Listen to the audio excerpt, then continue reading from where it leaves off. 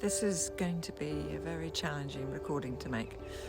I decided to take an evening stroll alone, not even with the dogs this time, because this is what I need, and I really didn't want to upset my lovely husband Charles too much.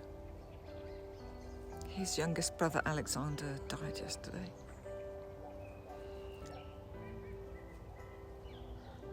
We lost our friend Mary a couple of weeks ago. Our friend Matt's house burned down this week, and my mate Liz's mum died 2 days ago. And now Alexander. He had a terminal diagnosis a few months ago, and he faced his death with such courage and kindness.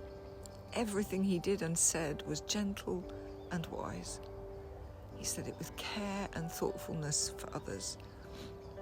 He was genuinely one of those truly, truly good people, and the world is less for his passing, and we are better people for having known him.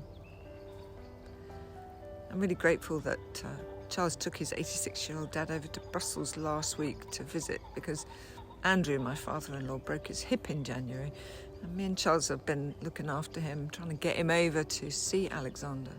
And we feel that Alexander was really just hanging on to see his dad. And he did get over it, and they did see him. And I'm taking this trip, this walk in the evening dusk, because this is what it really feels like at the moment. Coronavirus is shutting everything down. There's grief and suffering, isolation, and fear could consume us. And I've found myself checking social media so much more in these past few days, almost like a compulsion and a way to soothe my anxiety. But we've also been listening to some wonderful worship music and some great programs. So please do listen to a song called The Blessing by Kari Job, Cody Carnes and Elevation Worship.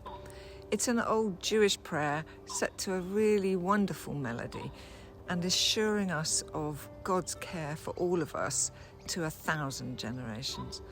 This has almost become our anthem at the moment, especially with so much going on around us. And I'm walking in this beautiful place where we are incidentally locked in. I want to assure you, each of you, and every one of you, that you do matter, that you are significant and important, especially in these days. The world needs every bit of goodness in every soul to join together and make the world a better place when we come out of this crisis.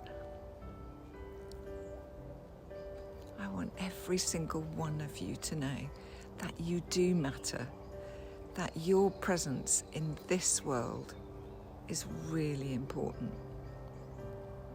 I love walking in creation, and at times like this it's even more important to look at the bigger picture, look at what is going right and well.